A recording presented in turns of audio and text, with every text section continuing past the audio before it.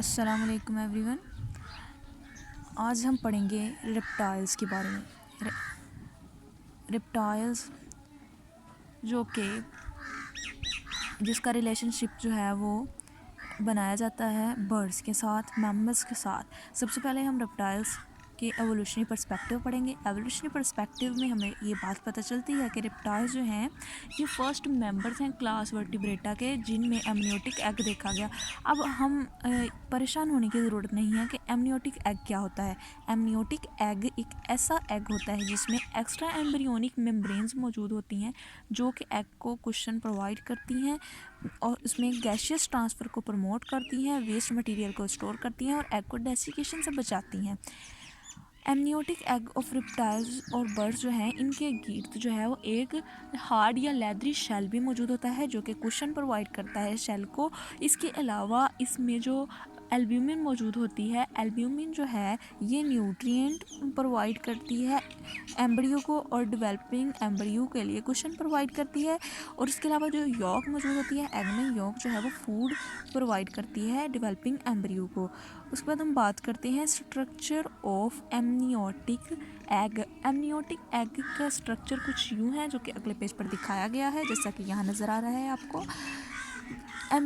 ये हमारे पास एक डायग्राम है। इस डायग्राम में हमें एक एमनियोटिक एग दिखाया गया है। एमनियोटिक एग जो है इसमें 3 एक्स्ट्रा एम्ब्रियोनिक मेम्ब्रेन मौजूद हैं। एक हमें दिखाई दे रही है यहाँ पे एमनियोन, दूसरी कॉर्डियोन और तीसरी एलेंटॉइस। एमनियोन जो है ये फ्लूइड फिल्ड सैक की तरह होती है और ये एम्ब्रियो के गिर्द होती है। एम्ब्रियो के सराउंडिंग में ये कुशन प्रोवाइड करती है और डेसिकेशन से एम्ब्रियो को बचाती है। उसके बाद कॉर्डियोन की बात करते हैं। कॉर्डियोन जो है ये शेल के करीब होती है और इसमें ये रिच होती है वेस्कुलर वेसल्स में। इसमें बहुत सारी वेसल्स होती हैं जो कि गैशियस एक्सचेंज में हेल्प करती हैं। उसके बाद बात करते हैं एलेंटॉइस की। एलेंटॉइस जो है ये गट की वेंट्रल आउटग्रोथ होती है और ये वेस्ट मटेरियल को स्टोरेज का काम करती है, जैसे कि यूरिक एसिड वगैरह।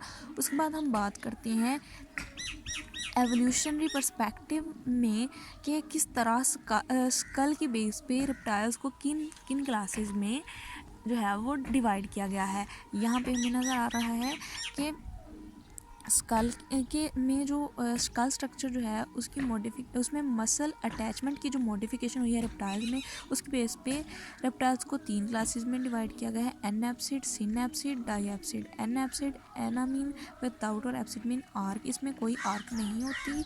एनएप्सिड जो है इस क्लास के मेंबर जो हैं वो टर्टल हैं। इसका मतलब एनएप्सिड की डेफिनेशन कुछ इस तरह से होगी कि ये वो रेप्टाइल हैं जिनमें टेम्पोरल रीजन में कोई भी ओपनिंग नहीं होती। इसकी डायग्राम जो है वो हम नेक्स्ट पेज पे देखते हैं। यहाँ पे जो टॉप पे हमें नज़र आ रही है इसमें आई ऑर्बिट के पीछे टेम्पोरल रीजन में एनएप्सिड में कोई भी ओपनिंग नहीं होती, इसलिए इन्हें एनएप्सिड कहते हैं। और इसकी एग्जांपल में आते हैं टर्टल्स। नेक्स्ट हम बात करते हैं डायप्सिड और सिनैप्सिड की। डायप्सिड वो मेम्बर्स होते हैं जिनमें टेम्पोरल रीजन में 2 ओपनिंग्स या फिनेस्ट्रा मौजूद होते हैं रेप्टाइल्स में।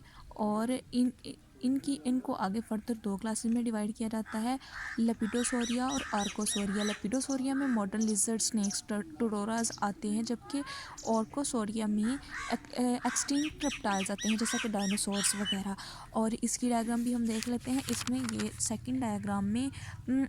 थर्ड डायग्राम में डायप्सिड में उन्होंने दिखाया कि आई ऑर्बिट के पीछे अपर और लोअर रीजन में 2 ओपनिंग्स दिखाई गई हैं।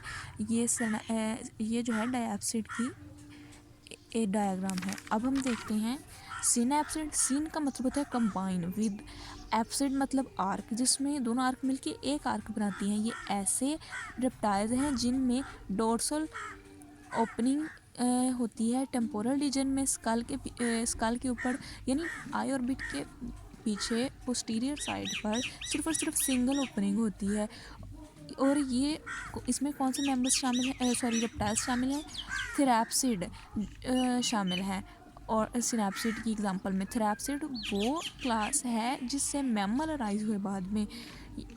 उसके बाद हम बात करते हैं cladistic interpretation of the amniotic lineage. Amniotic lineage की इंटरप्रिटेशन टैक्सोनमिस्ट कैसे करते हैं। टैक्सोनॉमी का मतलब है कि डिफरेंट ग्रुप्स में इसकी क्लासिफिकेशन किस तरह की जाती है एमनियोटिक लिनिएज की बेस पर। यहाँ पे दो हाइपोथेसिस है हमारे पास। पहले हाइपोथेसिस के मुताबिक जो है वो ये कहा जाता है कि जो रेप्टाइल हैं और जो बर्ड्स हैं, इन बर्ड्स जो हैं चूँकि एक्सटिंक्ट रेप्टाइल जो कि डायनासोर्स हैं उनका आपस में बहुत क्लोज रिलेशनशिप है। इस क्लोज रिलेशनशिप की बेस पर जो बर्ड्स हैं उनको अलग क्लास में रखने की बजाय रेप्टाइल्स में ही रखा जाना चाहिए। लेकिन जो एवोल्यूशनरी सिस्टमैटिस्ट्स हैं वो इस बात से डिसएग्री करते हैं क्लासिस्ट की, और वो कहते हैं कि चूँकि मैमल्स और बर्ड्स में बहुत सारे फीचर्स आपस में मिलते हैं, इसलिए बर्ड्स को अलग क्लास में रखा जाना चाहिए।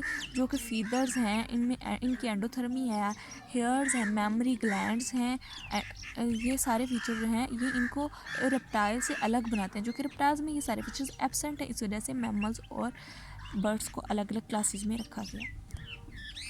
उम्मीद है आप लोगों को समझ आया होगा। फर्दर क्वेश्चन कमेंट सेक्शन में कीजिए और नेक्स्ट लेक्चर का इंतज़ार कीजिए। तब तक के लिए अपना ख्याल रखिएगा। अल्लाह हाफिज़।